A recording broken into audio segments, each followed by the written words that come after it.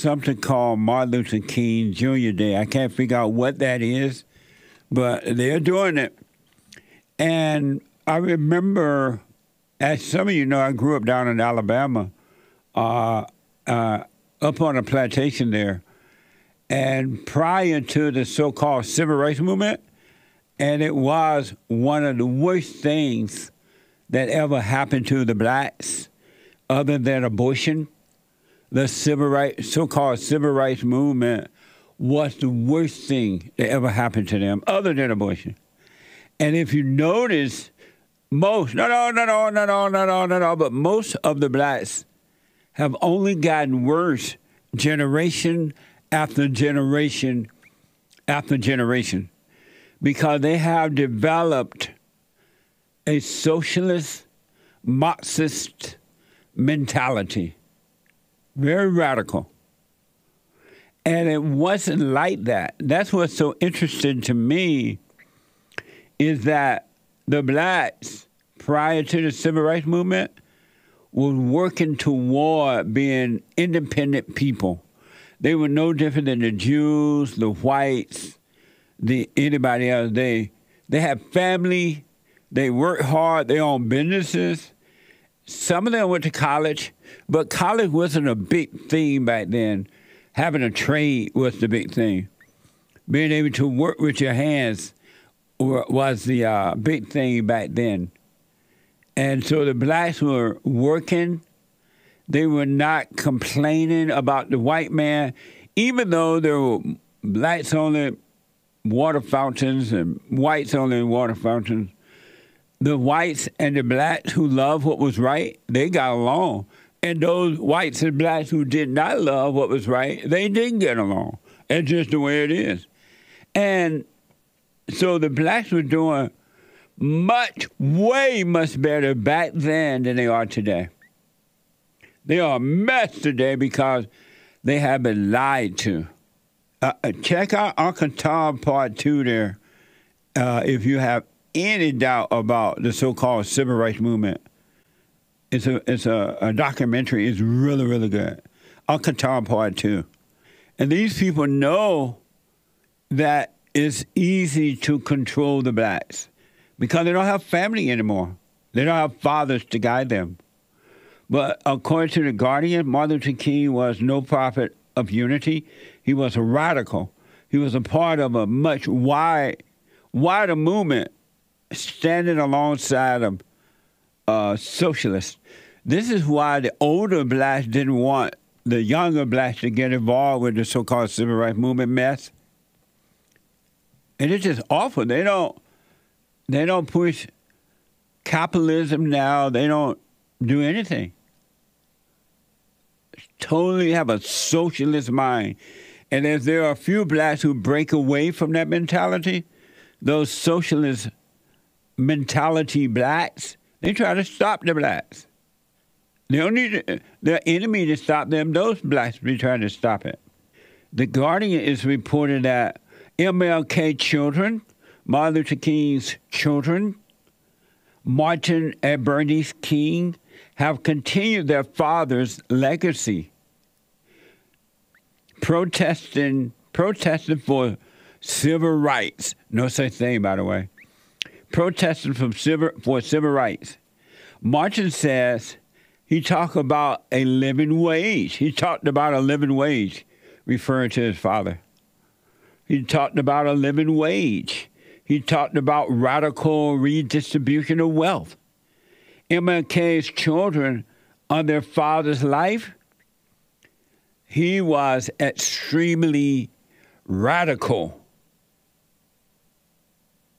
What a mess, huh? He was extremely radical. I want to encourage the blacks to start thinking if you do anything on this day, break away from the so-called movement. I encourage you to become an individual. Here are Bernice and Martin at the 2008 Democratic Convention when Barack Obama became the so-called presidential nominee. Watch this from C-SPAN. 45 ago today, my father delivered his I Have a Dream speech. Tonight, freedom rings. From the snow-capped Rockies of Colorado, freedom rings. Tonight, we witness in part what has become of his dream, the acceptance by Senator Barack Obama of the presidential Democratic nomination. I cannot help thinking how proud my father would be, proud of Barack Obama, proud of the party that nominated him, and proud of the America that will elect him. Amazing, huh? Why do they all sound that way? That's so dumb. I had a dream that one day from the snow mountain of Colorado. Why not just be normal? And she called herself a reverend. What a mess.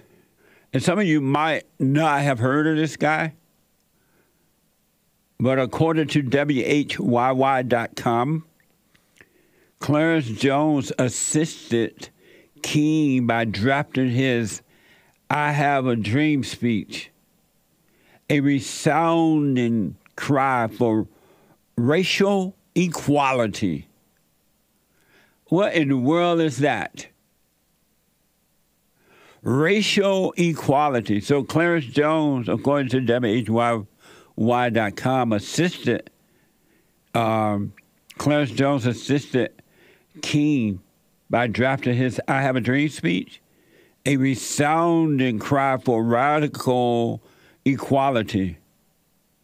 According to Stanford.edu, in 1962, Martin Luther King wrote a letter stating, "Ever since I have known Mr. Jones, I have always seen him as a man of sound judgment, deep insight, a man of great integrity." Isn't that amazing? Another socialist, according to this report, Stanford.edu. Jones was drafted into the Army in 1953, but was given an undesirable discharge as a security risk. The very same guy they say helped write this I Have a Dream speech, right? According to Stanford.edu, Jones was drafted into the Army in 1953, but was given an undesirable discharge as a security risk for refusing to sign the Armed Forces Loyalty Certificate, stating that he was not a member of the Communist Party. He refused to sign it, saying that he wasn't a member of the Communist Party. FBI reports identified Jones as a member and leader of the Labor Youth League, described as a Communist Party front organization. I remember hearing about the communist movement being a part of the so-called civil rights movement, but I was young, didn't pay a lot of attention. Didn't pay a lot of attention at all. But blacks, you're not going to ever find perfect peace with a socialist communist mind. And if you notice, the so-called civil rights movement sounds just like the Black Lives Matter movement, equity and all that kind of stuff. I want to play you a soundbite, and I want you to watch how this sounds exactly like Black Lives Matter. Watch this from 60 Minutes. And I contend that the cry of black power is at bottom a reaction to the reluctance of white power to make the kind of changes necessary to make justice a reality for the Negro. I think we've got to see that a riot is the language of the unheard. And what is it that America has failed to hear? it has failed to hear that the economic plight of the Negro poor has worsened over the last few years. Amazing, huh? A ride is a voice from the unheard or something like that. Didn't it sound like Black Lives Matter? And Martin Luther King blaming the whites. And the older blacks didn't like that. They knew that wasn't true. They were doing just fine, just fine. Here's another, you heard what Martin Luther King said? A riot is the voice of the unheard, something like that. Something dumb. Just like Black Lives Matter. And white people, you won't say no to these people. All you have to do is say no. Just say no, and it's over. Here's another example from our 60 Minutes. Watch this. Even Senator Jacob Javits asked the question recently. He said that he was a slum resident, but he and some of his fellow Jews were able to make it out of the ghetto on the Lower East Side. The same thing is true with lots of Irish, Italians. And he asked the question why the Negro finds it so difficult to make his way up out of the ghetto. Well, number one, no other racial group has been a slave on American soil. It's nice to say other people were down and they got up. They were not slaves on American soil. And because of the prejudices existing in this country, his color has been against him. And they've used this to keep him from moving up. What a liar. Well, then why were the blacks in the South moving up? If what you're saying, Martin Luther King, why were the blacks moving up before you got involved and screwed up everything? It was only when the blacks moved up north and they moved into projects and they started to rely on the government and follow their so-called leaders. It's amazing to hear him speak that way because in his speeches, that you can hear him speaking to keep the blacks down, pretending that they can't move up. But he's moving up. He's doing just fine. You heard of love languages? I've heard of them. What are they? Well, you heard about them. What did you think about them? I never heard about it. It seems like sort of a female thing. It's Female Monday, right? Yeah. It sounds like a female/psychology thing. But this is female counselor for like couples and things like that. How'd you hear about it? I don't know. I just hear about it over the years. You're the hate news. Yeah, not the fake news. Yeah, maybe I heard about it from CNN. Nah.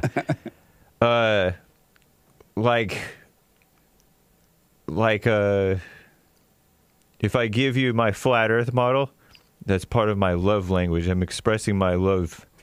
So whoever sent you this, they were expressing love? Yeah. But the Earth is round. That doesn't matter. It's part of his love language. But it's flat out here. Yep. It's not one of those things that you screw in. This is from Third P in a Nutshell. The 5 Love Languages. It's a book that millions of couples have found to be helpful in improving communication and strengthening the connection. Watch this from Therapy I'm looking at Nutshell, but I want to say Nutcase. But Therapy in a Nutshell. Watch this. It's called the 5 Love Languages. It's about just learning to love your spouse in the way they like to be loved. It's a #1 New York Times bestseller. That each person has a natural preference for how they like to give and receive love. He calls this preference a primary love language. And what that means is that the way an individual expresses or understands or receives love may fall into one of 5 categories. The first one is words of affirmation. So this is things like praise, saying I love you, giving compliments, or verbally expressing care. The second love language is physical touch. This can include sex, but it isn't limited to that. A toddler may enjoy roughhousing, teenagers may like a squeeze from the side, a friend may appreciate a hug, or a coworker may like a high five or a pat on the back. The third love language is gifts. This is not usually about materialism, but more often it's sentimentality. People appreciate something concrete to remind them of the other's love for them. The fourth one is acts of service, doing something for the other person, like cleaning their car or packing their lunch, helping them with a difficult project, etc. The fifth love language is quality time, spending time together. People have a primary love language, and they may not realize that the way they like to give love might not be the way the other person likes to receive it. That's the dumbest thing I ever heard in my whole life. I heard it all. And the sixth one is when your woman smack you upside the head. That's her way of loving. Yeah, I yell at you and cuss you out and hit you because I love you.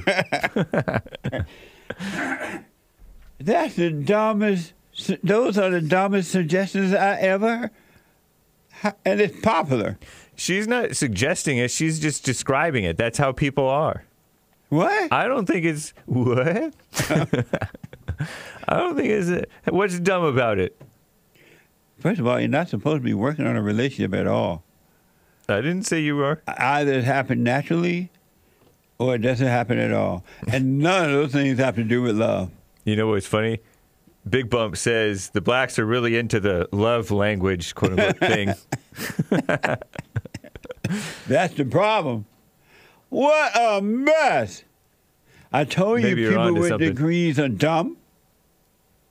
See, He switched it for you fast. And he's going to run in and tell us about love. He walking all in front On of the James' camera. show, he says, it's okay. So what do you think about those 5 descriptions of love? I didn't really hear that clip of it, but I just know my understanding of what love language means and like what they actually mean by it. What? So, What? like for example, Joel is one of the experts and the host of the Joel Friday TV, Monday through Thursday. yeah. So for example, say if like you're dating a girl, right, and you like to joke a lot, but for her, she gets offended by your jokes, right? She thinks you joke too much, you play too much. That's offensive, right? But to you, you're just thinking about the reason why you're joking in the first place is you're flirting with her. It's just a way of flirting. But she's not taking it as flirting. She's taking it as offensive, like that's being mean. So what they mean by love language is that's just the way you talk to her. That's just the way you interact with her. That's your language of interacting with her. You like to joke around with her, and that's your way of flirting. But to her, she don't see it that way. She doesn't understand your love language. So that's what they mean by it. Nice. That makes sense to you? That makes sense to you? It made sense to me. Okay. I'm with you, So Joel. you agree with the therapist? I agree that there is Listen, a The way of therapist said it a little bit differently. Therapist. No, Like- the therapist said words of affirmation. like for example, But like They say you agree with the therapist. you said what? Who said? Nick, the anchor baby. He said so. Oh. He agrees with the therapist. Well, No, I maybe, think he took his own twist on what the therapist said. Who? Because this is one of the languages, words of affirmation. But you're saying, Right. oh, when you make fun of her, that's your words of affirmation. You're flirting with her. Yeah, right. Like I'm just How flirting. you understanding that? That doesn't even make sense what she Right. said. Well, like I'm flirting with her. So if I'm flirting with her, that's my way of saying I like you. But to her, she's like, no, that's me. She's not understanding my love language. Sean said, my producer said, I can picture a wife saying, you're not loving me how I want to be loved. Yeah. I don't Now quite that all that understand. mess makes sense. I don't quite understand what he meant by it. What would you do if your wife smacked you upside the head? If my wife smacked If me your upside the head, girlfriend or anything. I have to wait and see what the moment called for. I know you have to catch the thought before you. I have to think about God in the moment. What would you do, Hassan, if your girlfriend smacked you upside the head? We can't see you. Well, we're going to a break, so. Saved by the bell.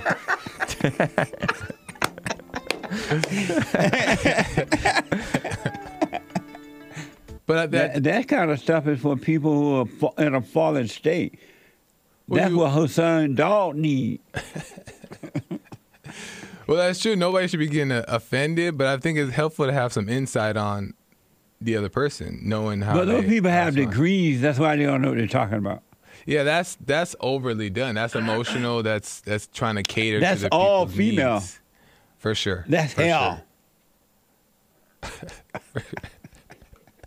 That kind of mess would cause a man to get bopped upside the head.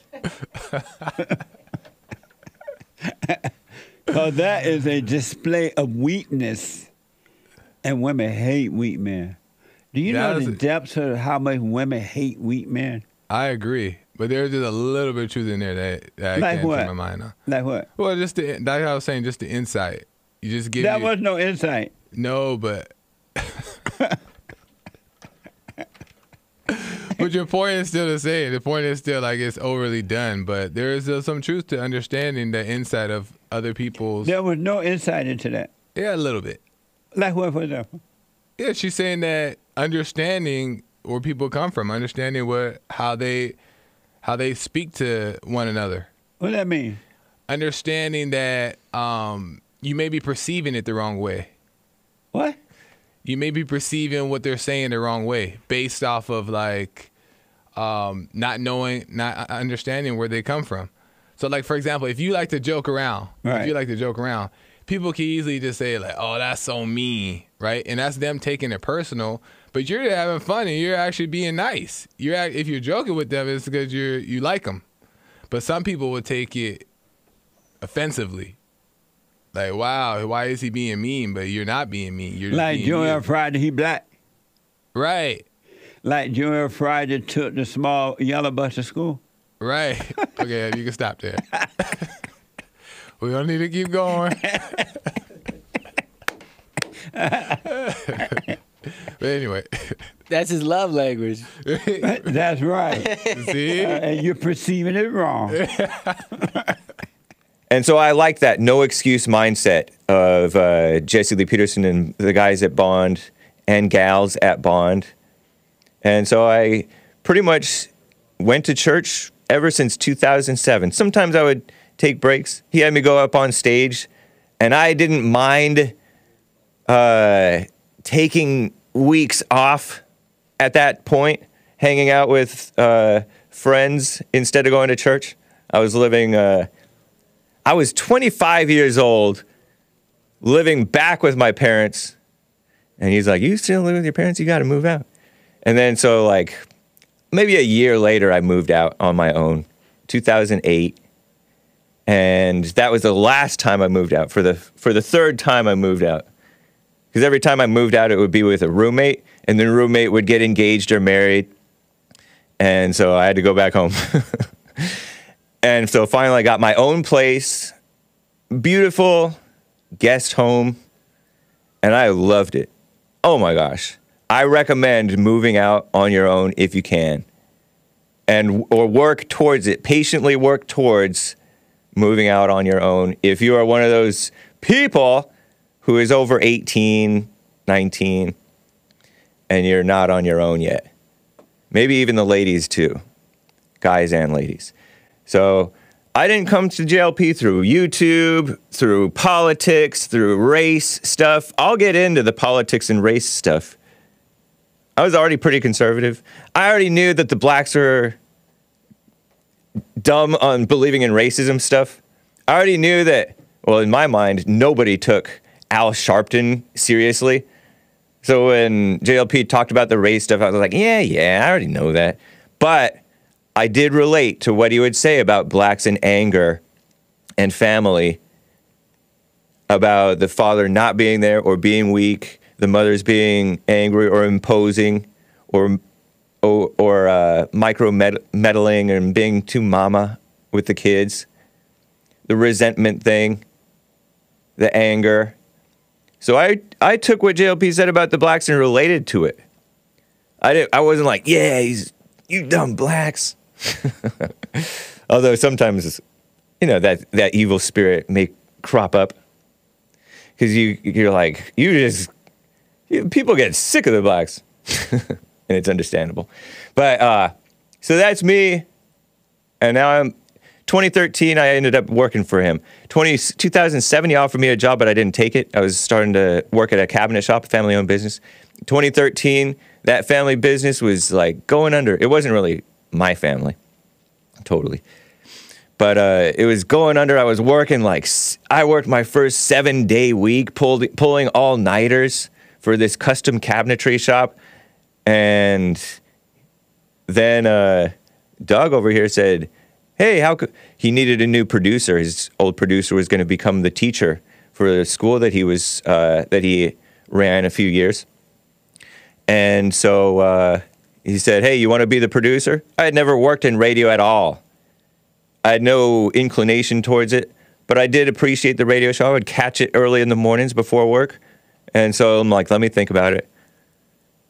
And then I took the opportunity. And then later he gave me the opportunity to become host of the HAKE Report. I know that there is an old school American element, white American and others, who don't want to be bothered by the police and don't want to be bothered with the police and this so-called law stuff. Because very often it's the law and the police are meant to be ideally meant for the criminals, not for the law-abiding people who are just, tending to their homes and tending to their land or whatever, and being free Americans with their guns, their basic right to carry and own awesome weapons and speak their mind about the government and about other people and about themselves and about life and religion and morality. But now we don't have that anymore. The trend is away from the freedom of speech, away from the Second Amendment. So Trump is a man for freedom, basically. Yeah. He championed the vaccine, but he was always for freedom. He did shut down he did the shutdowns with the China virus, but he wanted to open up pretty quickly, quite quickly. I remember over and over and over he's talked about, we need to just do business again, just wash your hands 10 times as much. So when you're getting in your head about stuff that you're pursuing, whether it's a job or women or whatever, thinking that you've gotten these opportunities to talk with this woman or whatever, or get to know her, but then you start to chase it or feel attached to it, or you have this opportunity to develop in your career or pursue a different opportunity with money and career, you get attached to it. You get attached to the idea of it, and you chase it, and you're like, where am I? Show the Coon Award train. Wow, where is that thing? There it is. You see it? Behind the big red hat Trump. All the way to the wall. Boom. Indeed. I'm staring right at it. There's so much swag, we'll call it. This is the Coon Train Award, courtesy of a former Fallen State guest on the Jesse Lee Peterson show. Here, I'll put it in front of my nice polo. What's Tariq up to lately? I don't know. He's trolling people on Twitter with calling everybody suspected white supremacists. Plantation Celebration Award. Isn't that nice? On this show that Sean recommended, Sean has recommended amazing shows. He guest hosted alongside Joel Friday. And I haven't checked out all the shows that Sean, Jesse's producer, recommended, but one of them that he recommended was True Detective, the first season. And in it, this guy who's a beta cheats on his wife quite regularly. And he sneaks around and does it. He loves, quote unquote, the best in his beta love, his daughters and his wife. But still, for some reason, he feels the need to go out and mess around because, Fallen State messed up fake love. And it's just, and I call it this sort of manly, unmanly, masculine, male evil of just raw feeding that lustful desire. That type of evil seems less evil and vicious and vindictive and mean and cunning than the wife who cheated on him in response with his best friend or his friend or his coworker, whatever, and told him about it maliciously. That just seems evil. Revenge. He wasn't doing it out of any of that. He was just doing it because he's out of control. And she did it because and I get it. It's a movie. It's a show, TV show. So she ends up sleeping with... She doesn't even sleep, but she just cheats and has the S word. With the other guy. Did I spoil no way. it? Yeah. That's Oops, I spoiled it. Because I think you're talking about Woody Harrelson is playing that one, the one who's doing the cheating. Yeah, hey, the dumb by cheater. the way, spoiler alert, folks. So just be It is 10 years old, right? No, I know. I'm just joking. But it is, spoiler alert. Sorry, guys. And so you're talking about Woody Harrelson, but you're right. Cheating's for you, like, think about it. It's like a man. Yeah. He's going... And he totally shouldn't be doing that. Yeah. I'm not for it, but it just seems less evil than hers. He's going behind her back to find a little happiness for himself. Right. And doesn't tell her just so her feelings don't get hurt. Yeah. Cheating's for her. I don't know. I might have to disavow, but I kind of know what you mean. I mean, you shouldn't. I mean, you shouldn't tell her. You also should cut it out, but... I used to think that most people cheated, but even though I never knew anybody to cheat. I never knew that anybody had sex out of wedlock in my family. So only people, yeah. When I think about it, with my family, it was everybody got married first that I know of. Maybe like one or two didn't follow those rules, and also it didn't get gossiped about if something did happen. Can't say I've heard of that either. I only heard of that with younger people. Yeah. Because it's not anybody's business. All these this smearing of these politicians with, oh, he cheated. Oh, I slept with him. That's just to attack the marriage and the wife and undermine the man, which is evil. Evil media. Jesse said to this guy, it was like in a church thing, Father, how come you didn't ask your son what's going on? I see your son, you're not really developing. You seem off. And the father's like, I didn't think of it. Sorry. And that's so common. And so fathers should ask their children, hey, how'd the mother act today? Stuff like that. Or I remember my grandpa was like, any problems? Nah, I think that was a little bit mama. How are you doing? Any problems? Yeah. He rarely did that, but he did it like 2 or 3 times. And maybe he kind of knew that there was something off with me. And that was his best way of doing it. Like, no, I'm not talking to your grandpa. Yeah, that would not work with me, I remember. Right. But that you could be a little bit more specific, like, you're off. Why are you like that? Or something. Yeah, that like straight up, like, is anything wrong? Like, that's mom. That would never work. But that's straight up, like, hey, you're looking like, that would like start working at my shell, and I would like break apart as a kid. I'd be like, yeah, something is wrong. Because kids are going to their mothers. Especially if it was a man. Yeah. Sometimes grown adults are going to their mothers for spiritual advice and all that stuff. So, yeah. Danny Moore, interesting. A father should give a little bit of advice, especially if he asks, and also you should ask him, like, what's up with you? Nice. I got back into politics because of JLP. I was into JLP in church because of Christian stuff, but also I realized that he broke it down into simple right and wrong. Because with politics, people just get mad at each other. It's just... you argue about something that you think, and the other person argues about something that they think, and you get mad at each other over something that you think, and you have no precious little control over what goes on in the world. So it's dumb. It's stupid. So I know a lot of really down-to-earth people who just don't keep up with politics, partly because of that reason, partly because they just don't keep up with the news or whatever. They're busy working, and they're also involved in their own lives and selfish pursuits, of course. Just eating and drinking and being merry, or getting into different vices or taking trips, taking vacations, or doing hobbies. But I started to appreciate politics again because he broke it down into just simple right and wrong.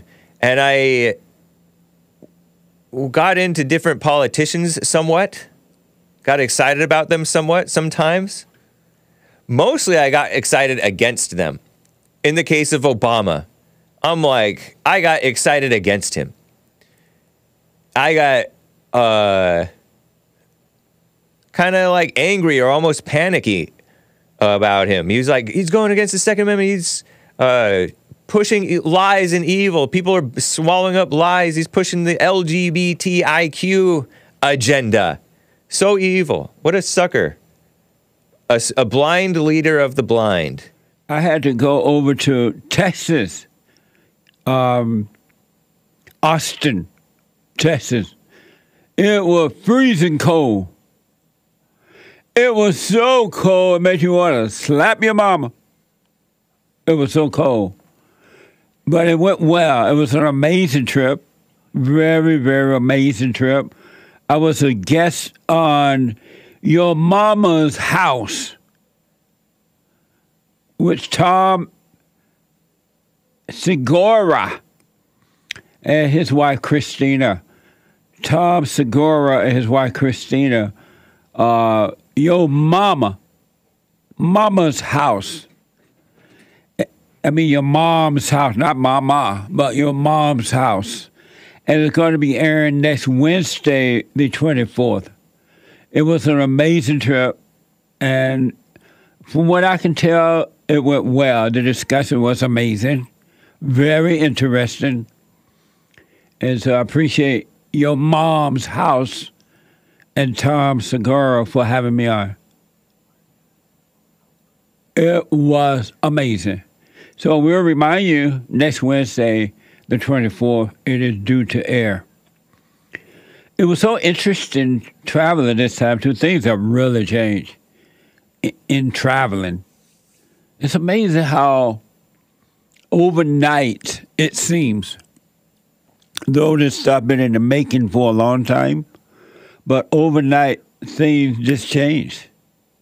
Though it's been in the making for years, it just seemed as though overnight it changed, but it's like slowly drip, drip, drip, drip changes were happening. And I don't think a lot of people realized that things were changing. But it was interesting flying. I remember when flying used to be classy. It was a big deal. You would dress up to fly. You would, it was like a major deal. Now it's like taking a bus. People wear their pajamas. It doesn't even matter anymore. It's crazy how that is now. Flying is no longer classy. It's like riding a bus. But it was amazing to see how things really are in flying now. It has changed. So we went on Delta Airline, and I had no idea that. I knew that their airlines were bringing in people simply because of their color and gender, and you know they don't have to be qualified anymore. They just have to be of color, and predominantly black color, but they throw in a few other colors too to make the black people feel better. But it was a mess. So I didn't know that a lot of things about Delta. We have heard about United and Alaskan Airlines, other airlines, but I guess all these airlines are doing the same thing, which is a great risk to our lives. Can you imagine that these people are putting unqualified people to fly planes, air traffic control, all because they are too afraid to say no to them? And I was thinking about that this morning, the people who are enforcing these things, they probably, most, if not all, most of them fly in private jets. They don't have to worry about the mess at the airport. Isn't that amazing? They just make it difficult for you. But for themselves, it's fine. According to the viewfromthewings.com, everywhere in social media, Delta Airlines is getting roasted for a documentary purporting to instruct that black and brown should be capitalized while white should use lower cases. How are you going to make black and brown capitalized and put white lowercase? Race and ethnicity. Style note. Capitalize black and brown in Delta communications. Unlike black or brown, white should be lowercase. That's amazing. That is mind-blowing. Imagine what would have happened if they said capitalize white and put black and brown in lower cases. What do you think would be happening right now? When referencing race, ethnicity, or nationality, be as specific as possible. Amazing. Fear. What a mess. If that was the other way around, it would be a different story. That's mind blowing. I want you to check this out from X. They say, "What's beeping?" And they have these two black females in the cockpit, and they're like, "We ain't hear no beeping. We ain't hear." They're in the cockpit, right? And someone says, "What's beeping?" "We ain't hear no beeping." Oh my God. We ain't hear no beeping. They're headed toward the ground now. You see that? The plane going down, and the plane is beeping. They ain't hear no beeping. It's like having the blacks over in the wash towel thing there. And I'm coming in to land. Which aisle should I use? Which runway? Let me look out the window and see. I can't read this board. Look like you can come in on the west. I don't see another plane right now. And they go landing in, and now they're about to crash on another plane. Oh, Lord, baby, not that lane. Plane going out, and it's beep, beep, beep, beep, beep. I don't hear no beeping. What a mess. So I was on the airplane, my producer and I, Sean. We get on the airplane, sitting there waiting for them to close the door, let people in, close the door. And lo and behold, a black female pilot came out of the little cockpit thing, standing there at the door, talking with the stewardess. I'm like, so I happened to look up. I'm like, what the? We got a black female pilot? And so when the flight attendant came by down the aisle, I asked her, I said, do we have a black female pilot? She's like, yes. I'm like, what the? And she was like, what's wrong with that? What's wrong? I'm like, you know, female can't fly no airplane. And she started laughing. And then she went and told the other flight attendant, a black male flight attendant. He came back and I asked him the same thing. Well, he asked me that I had a concern. I'm like, yeah, they got a black female pilot. And he was like, well, there's nothing wrong with that. I'm like, yes, it is. Is she qualified? I asked him, was she one of those affirmative action pilot or what? And then they went and told her. what I said. I was like, and they brought me a little card.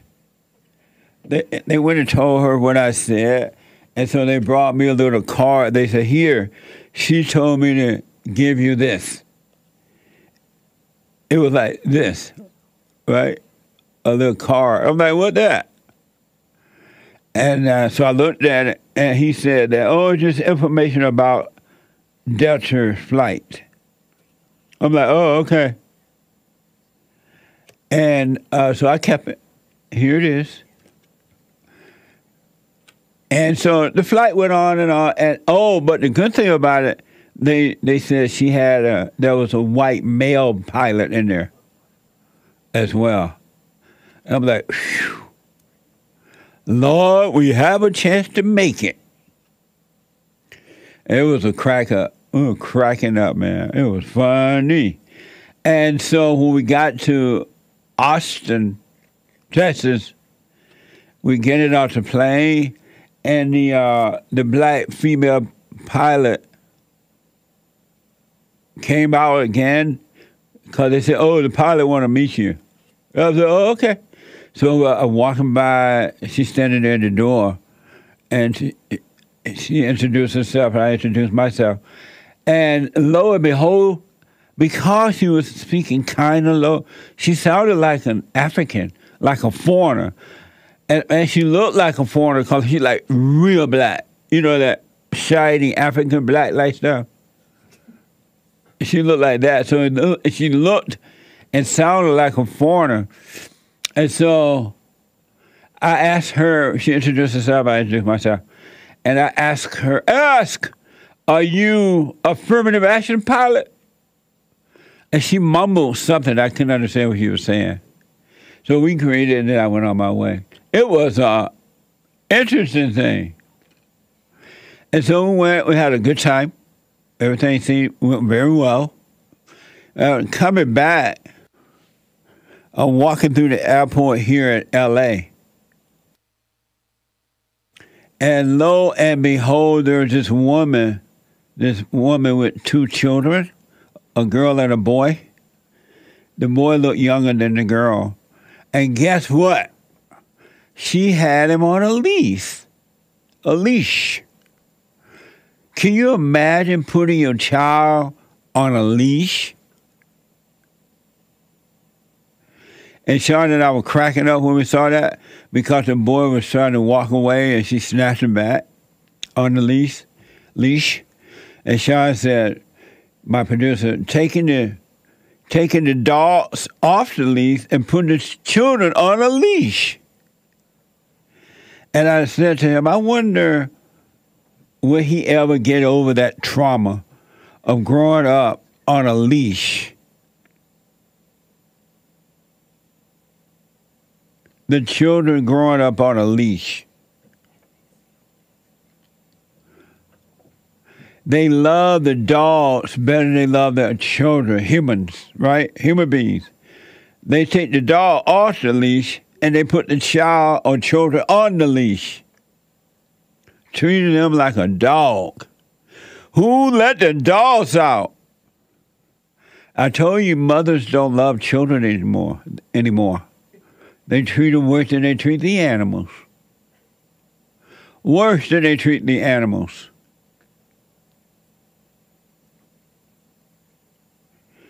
And I have seen that before, but I kind of forgot it. I hadn't seen it in a minute.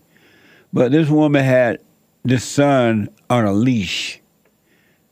I wonder will he spend the rest of his life traumatized, believing that life is about being on a leash. This is from fatherly.com. A child leash. If you accidentally pull back too hard on the leash, your child could fall and get hurt.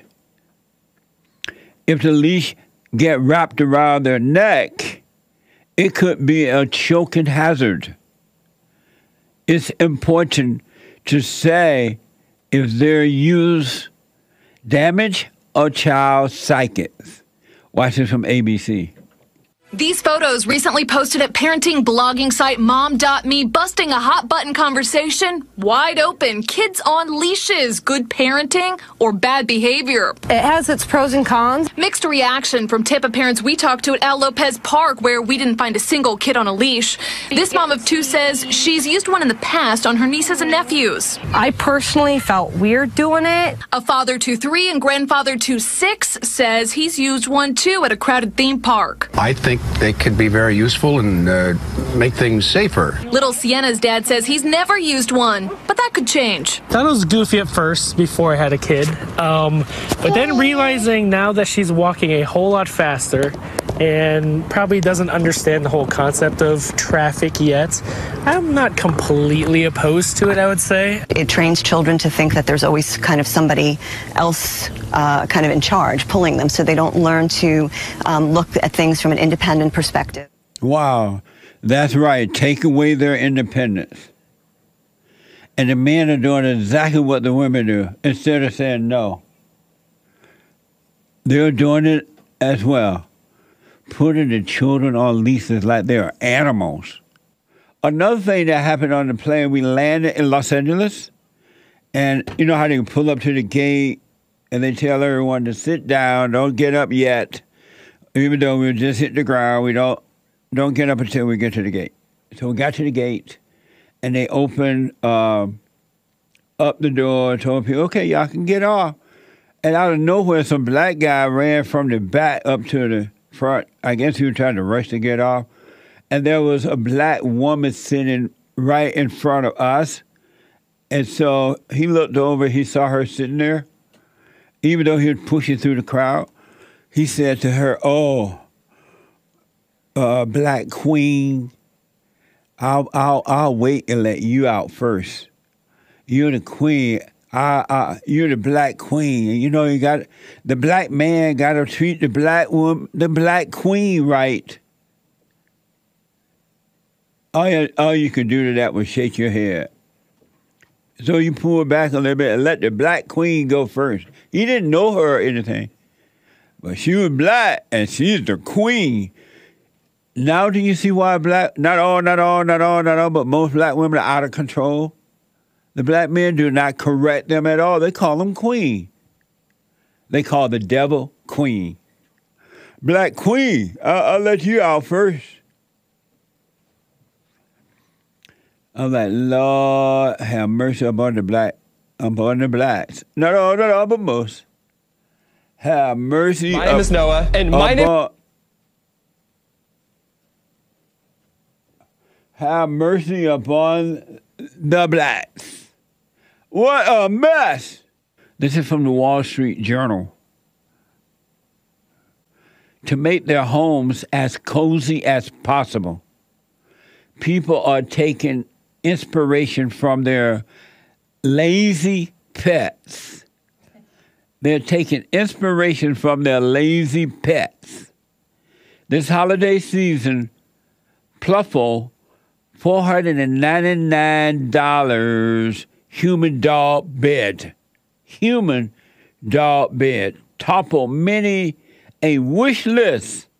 Watch this from Shark Tank Production. Amazing.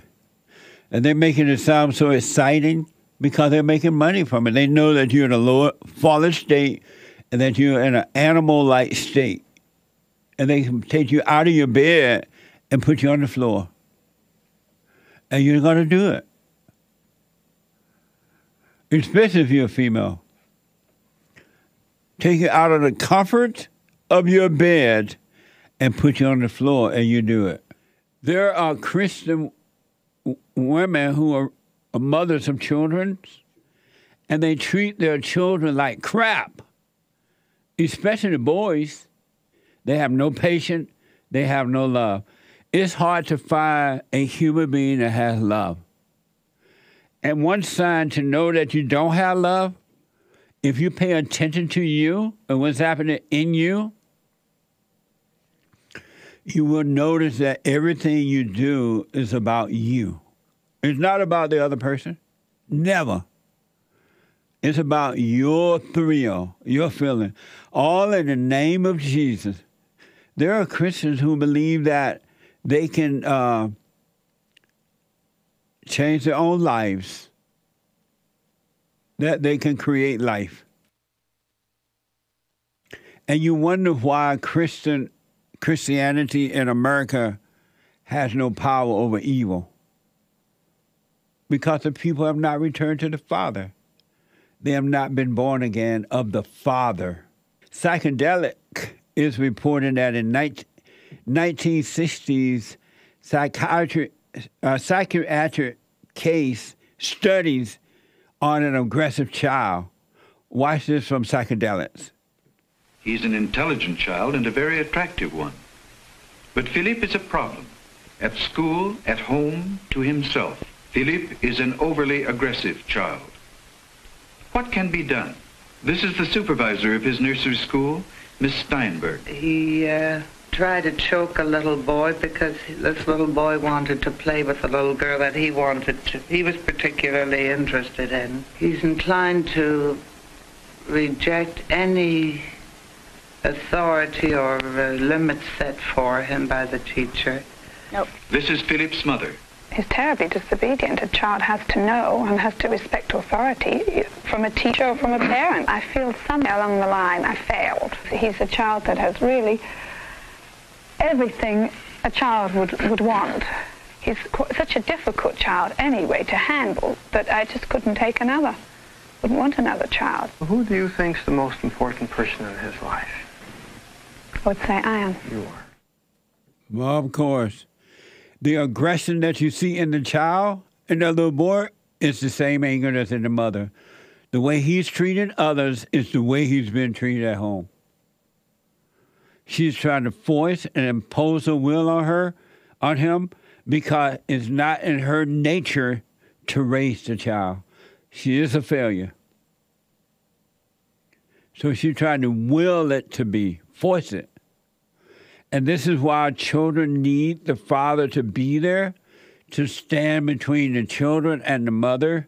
But the father can't do it because the child mother is his mother. He made a baby with the woman that he hates. And all men and women hate their mothers. She tried to make the child be obedient. You can't make anyone be obedient. You be right and the children will be right. That's going on now. It's even worse now because women have been made to believe that they have the ability to lead. It would be like men believing that they can lead their own life without Christ. It's the same thing. Look how screwed up your life is, how lonely you are, how angry you are, how living in thought you are, because you believe you can lead your own life. You won't let go and let life happen. So you might ask, what is the child's home life like? The boy that was all that energy there in the school. That was anger that you were seeing coming out of the boy. That was the spirit of the mother. Watch this from Psychedelics. How good a teacher are you, particularly when your child doesn't want to listen to you? He gets punished, and that's all there is to it. And then you become a punitive teacher. If he's very rude, he goes to bed and he's punished. Well, after you've given him a beating, do you feel he's learned something? No. Do you feel you've learned something? No. No. How angry are you when all this happens? Well, I am inclined to be, highly strung, to say the least. But I try desperately to handle the situation as calmly as one can. You mean you don't think you should be angry?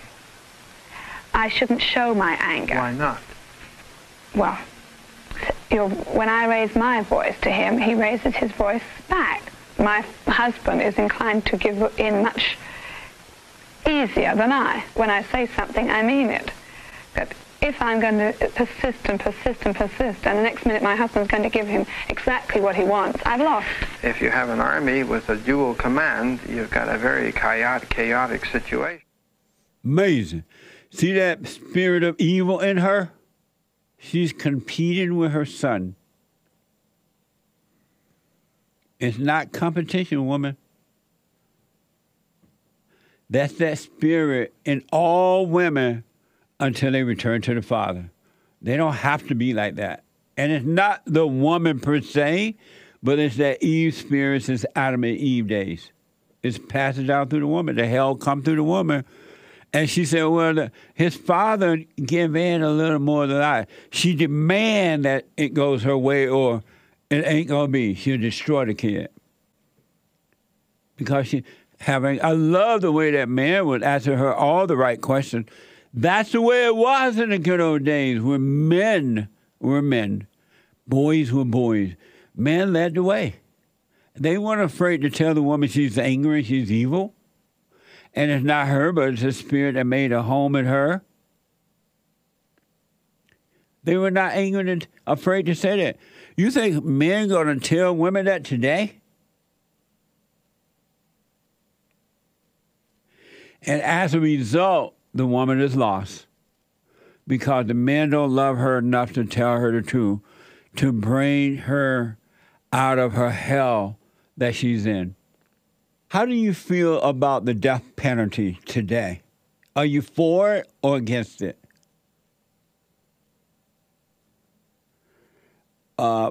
Americans are so emotional now, the men and women, that it looks like a lot of people have changed their mind about the death penalty.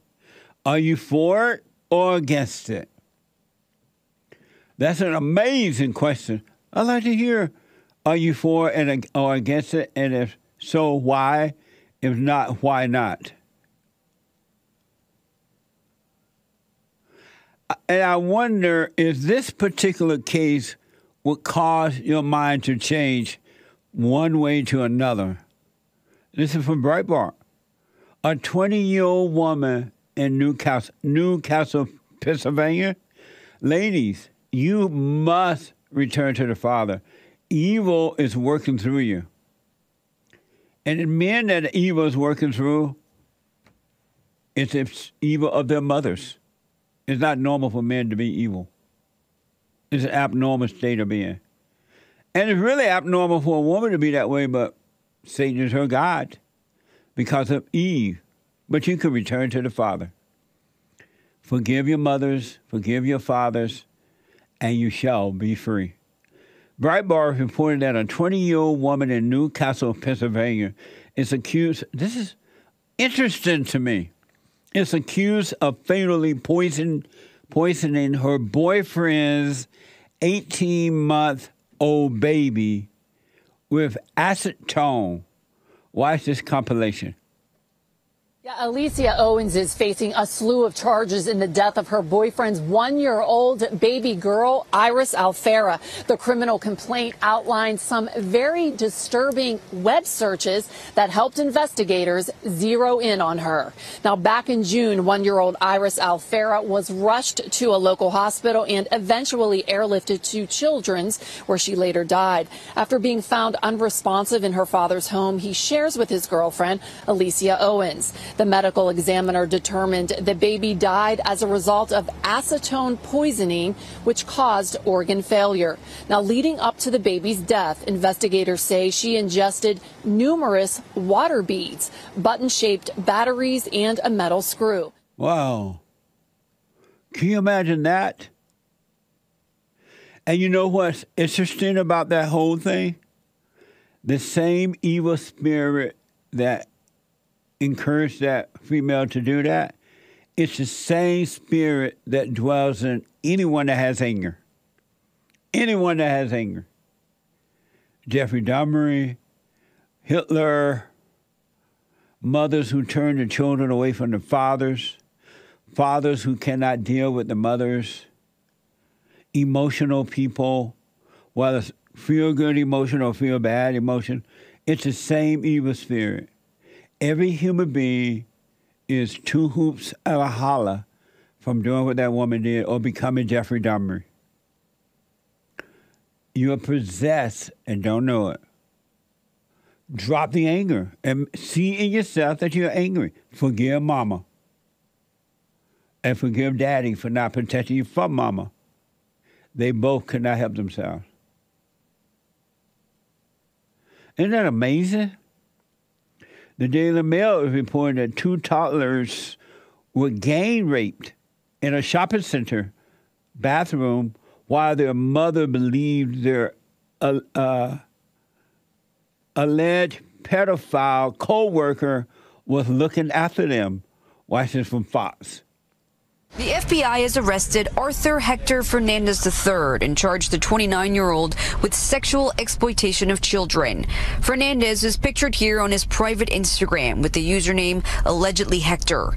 His account was named in court documents that detailed the disturbing allegations that he and at least 6 other unidentified men sexually assaulted and raped a toddler at what appeared to be a Galleria Mall bathroom. Court documents say last month the Australian Centre to Counter Child Exploitation reported 4 explicit videos found on the dark web to the FBI in which at least 2 toddlers ages 2 and 3 were filmed being sexually and verbally assaulted by multiple men at once. Amazing. Same spirit. It's the same spirit. Anger is evil. And no one has peace that has anger. And that same spirit that causes this guy to do what they say he's done, it's the same spirit. It's the same spirit that tell black people, white people, you're your enemy. Hate the white people. That's the same spirit that lives in this man. The same spirit of those whites who are hating the Jews is evil. It's not love. If it ain't love, it's evil. It's the same spirit that when you blame others for your life as an adult, it's evil. I'm telling you all this so you can, hopefully for those who want to change, and I realize that most people don't, they love their hell. They love the evil that made a home in them. They call it themselves. That's me, they say. They love their evil. For those who want to change, it can change. You don't have to stay that way. And I said over and over again, parents do not love their children. They set their children up for failure, and they blame it on the kids. And the kids grow up acting just like the mothers, and they don't understand why. They don't even realize they're acting like their mothers, and they are blamed. Mothers, y'all don't love your children if you have anger. That emotional mess you feel is evil. It's evil. Here's an example of a child that's been raised by the evil mother. This is from yahoo.com.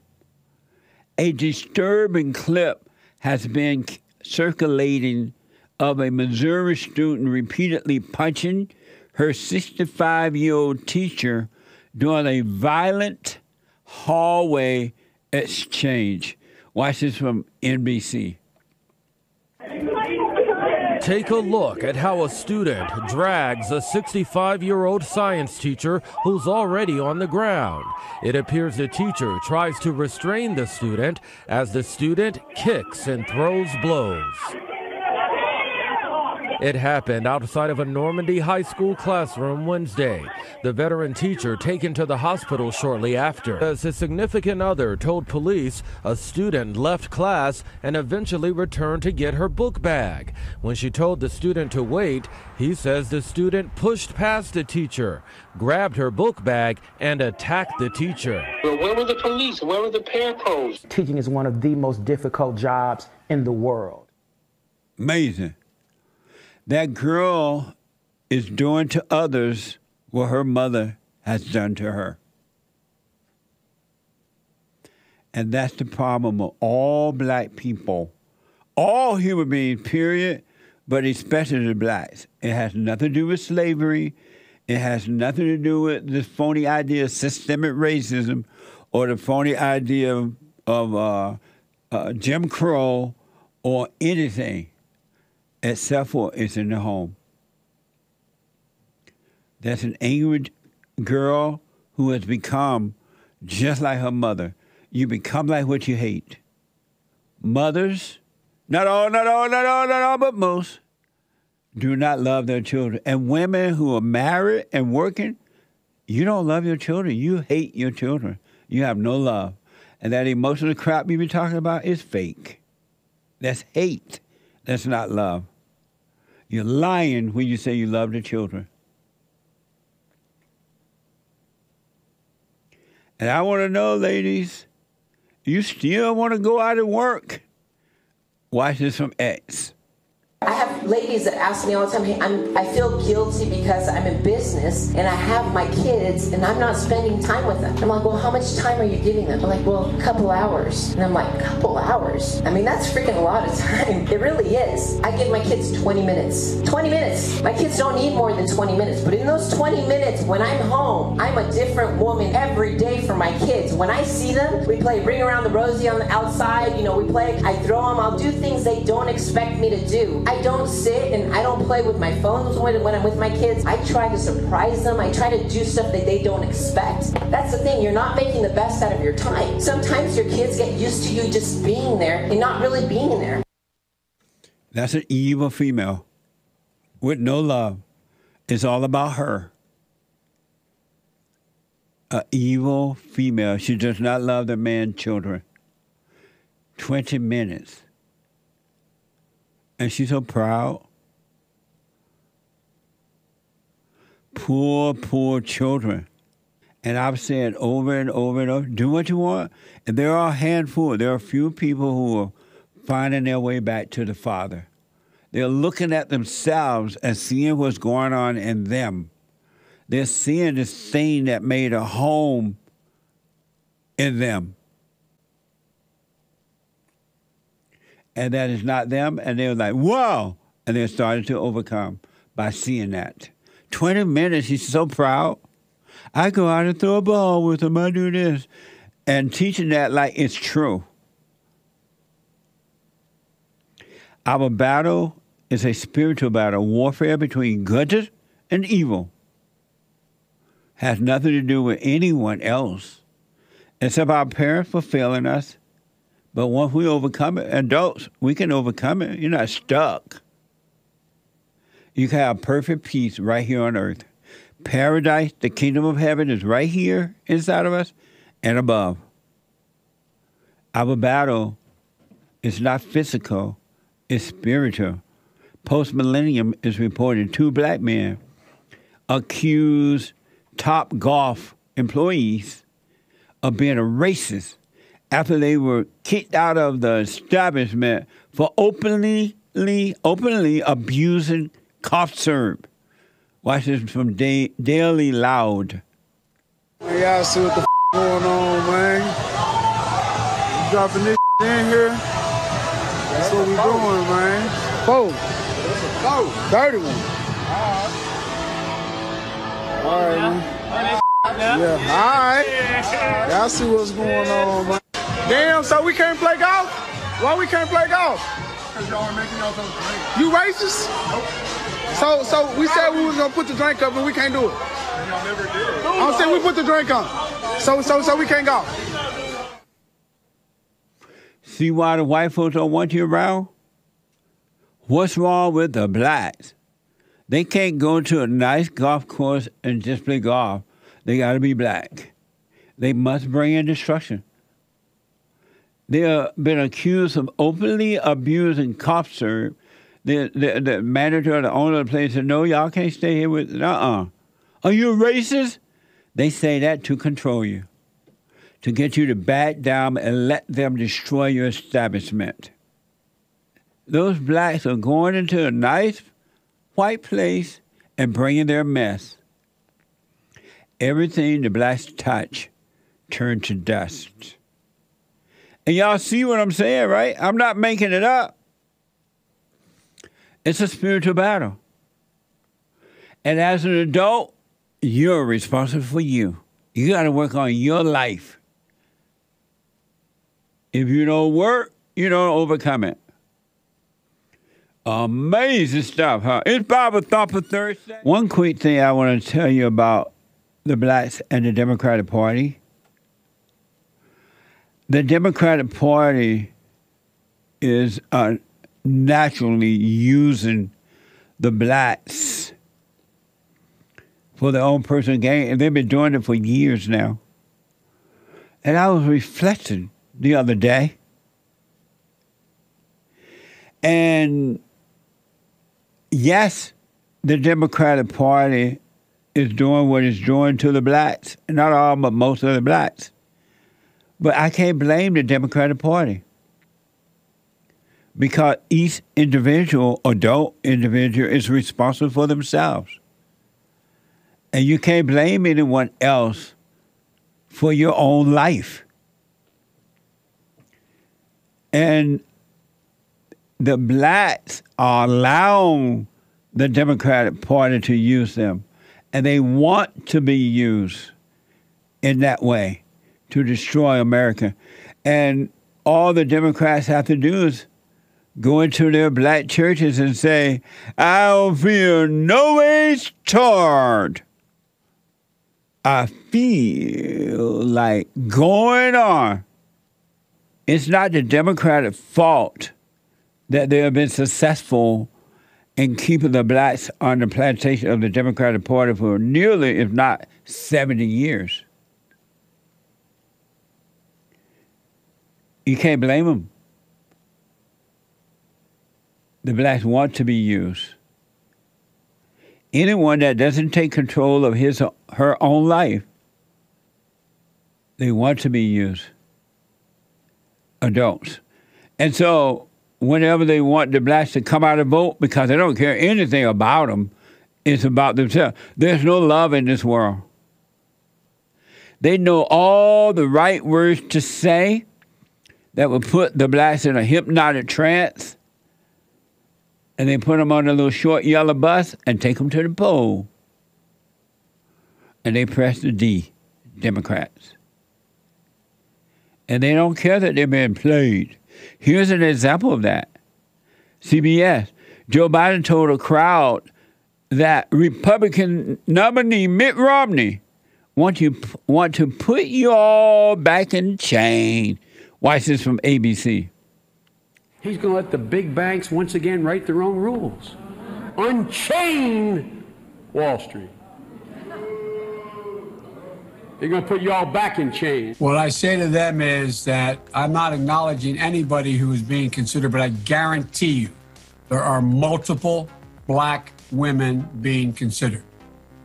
Multiple. You got more questions, but I tell you, if you have a problem figuring out whether you're for me or Trump, then you ain't black. See that? They know exactly what to say to the blacks.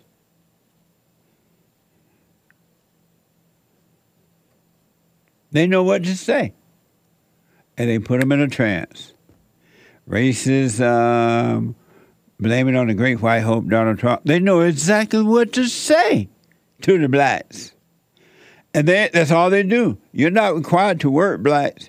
You're not required to be good at what you do. We're going to get rid of the white man and give it to you. In the white schools and everywhere. See how Joe Biden said, if you don't understand, you ain't vote for me, something. You ain't black enough. Joe Biden also raised eyebrows during a speech in Iowa. Watch this from the New York Post. This is from the Times.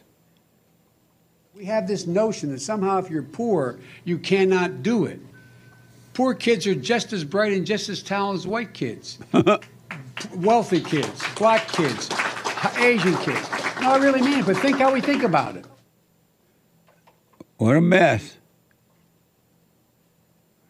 All the right words to put the blacks in unconscious state and put them back in chains. The New York Post is reporting Joe Biden has said he attended a civil rights organization sessions. Yet congregants and longtime assistant to the pastor at the time have said they don't recall that. They're like, what the? Watch this from X.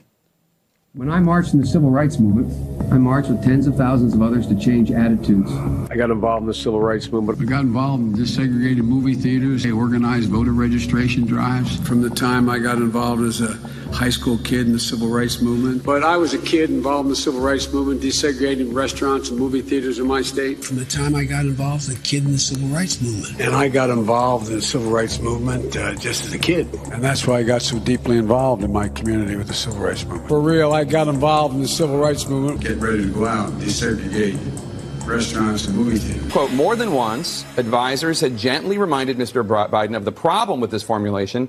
He had not actually marched during the civil rights movement, and more than once, Mr. Biden assured them that he understood and kept telling the story anyway.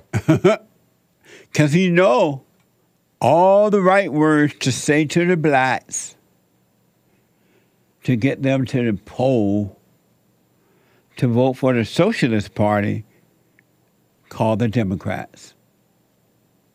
Isn't that amazing? And here's where Joe Biden sounds like Hillary Clinton. Watch this from X. I don't feel no ways tired. Yeah. I've come too far Praise from the where Lord. I started from. Nobody told me that the road would be easy. That's right. I don't believe he brought me this far to leave me. We've come too far from where we started.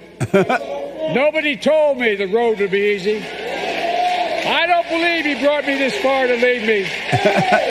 My fellow Americans, Look at the blacks. This is I don't happy. think the good Lord brought us this far to leave us behind. Look how they applaud all in the name. I don't believe it. He brought me this far. I don't believe it. He brought me this far to leave me now. Amazing. I feel no ways tar. And the black lady, praise the Lord. Hallelujah. You got my vote.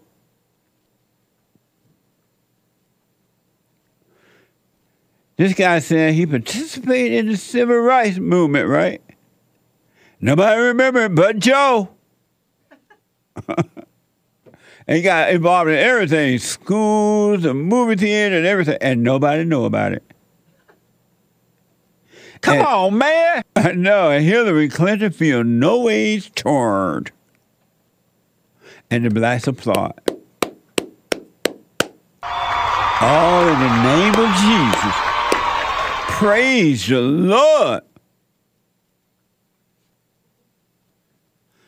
This is from C-SPAN. At a campaign event at Mother's Emmanuel AME Church, Biden called out the nation's history of, quote unquote, white supremacy. This is from ABC. I was talking downstairs. I've spent more time in the Bethel AME Church in Wilmington, Delaware than I have than most people I know, black or white, have spent in that church. Because that's where I started. No, I'm serious. I started a civil rights movement. I used to go to 7:30 Mass, then I'd go to 10 o'clock service, but by a poison. Poison that's for too long haunted this nation. What is that poison? White supremacy. Oh, it is. It's a poison. Oh, yeah, it's a poison. Poison ivy, poison ivy. It's a poison. White supremacy is a poison. Isn't Joe white? Or maybe he Catholic. You got my vote. We got to do something about white supremacy. You got my vote. I've been told he's Irish. And yes, Catholic. White supremacy. That's all I needed to hear.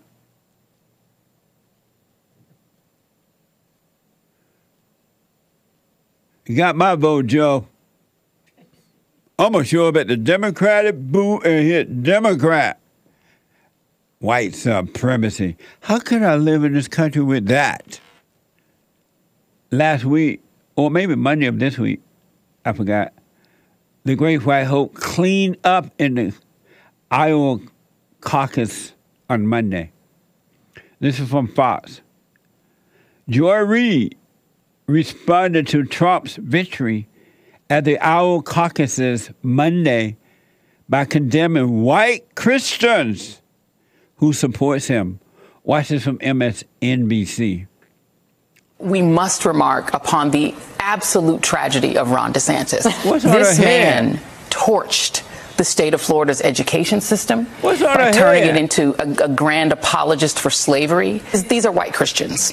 Iowa is about 61% white Christian. The country as a whole is approximately 41% white Christian. They see themselves as the rightful inheritors of this country, and Trump has promised to give it back to them. All the things that we think about electability, about, what are people gaming out, or none of that matters when you believe that God has given you this country, that it is yours, and that everyone who is not a white conservative Christian is a fraudulent American. What's on a black female with white people hair? Is that what that is? It looked like it didn't even come all the way down on the head. Look like, are you sure that's not a hat? It didn't even come all the way down. She forgot to pull it down because you kind of see that nappy hair under there. Was that a Trump wig? What the? It looked like, I don't know now, but it looked like Joy Reid want to be Trump. She put on his hair. And just jealous of Christianity? What an evil female. The best religion on this side of heaven. And she's jealous because Satan is her daddy. And white people, they're going to call you names until you don't care anymore. When would that happen? Breitbart reported Joy Reid said Wednesday that she believes the voters who support Donald Trump have racial anxiety over demographic changes. So they want revenge. Do you blame them? She got that right. They're losing their country over a phony so-called race issue. And last but not, two more, then I'm done. ABC. I thought that women were supposed to be strong. A strong black woman. And I've told you over and over again, no such thing as a strong woman. It's just weak men. No such thing as strong woman. It doesn't exist, ain't gonna exist, can't exist. It's just that the men are weak. Breitbart reported that Joy Reid said Wednesday. I'm sorry. ABC is reporting Kamala Harris, whoever that is, stopped by on The View Wednesday to talk about the administration's message to voters and its goal as the 2024 election kicks off. Watch this from The View. So, people are saying that Biden is too old. We hear it constantly. I've met him many times. He seems very robust. He told me he works out every day. I see him on television. He ain't no robust. I'm the same age, so I resent that remark. But besides that, the other side seems doddering to me. He's eating cheeseburgers. He's overweight. He's always in a golf cart. I mean, why is Biden getting the bad rap and not Trump? I don't get it. Well, first of all, let me just address the issue directly, because I spend a lot of time with our president. He did Joe Biden, because of not only his knowledge, but his insistence on seeing things through. What are you going to do to stop the crazies? I am scared as heck. A female. See, she's scared. I was just so scared. There's trouble in the land. And I was just so scared. Look how those females are sitting there just lying through their teeth. They're just lying. Just lying.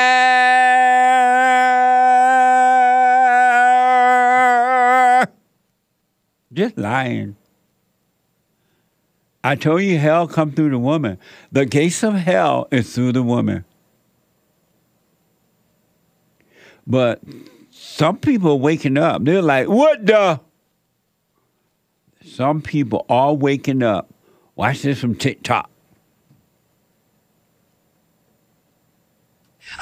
At this point in the evening, the projected winner of the Iowa caucuses has just started giving his victory speech. We will let you know if there's any news made in that speech, if there's anything noteworthy, something substantive and important. The reason I'm saying this is, of course, there is a reason that we and other news organizations have generally stopped giving an unfiltered live platform to remarks by former President Trump. And so his remarks tonight will not air here live. We will monitor them. So they will monitor it for us rather than just playing the speech, being a network that informs people and lets us hear from the winner. They decided that we're too stupid to hear it and make up our own minds about whether, the information is truthful or not. How is this different from certain countries who filter everything so that people don't get the information that's out there? How is this any different?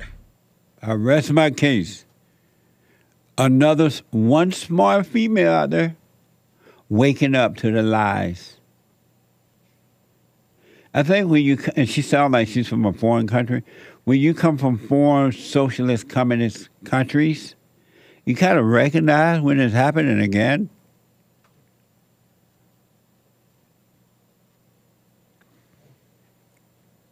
If ever we needed the great white hope, we need him now. Kamala Harris and all the people just sit there just lying to you. And like you're too dumb to know it.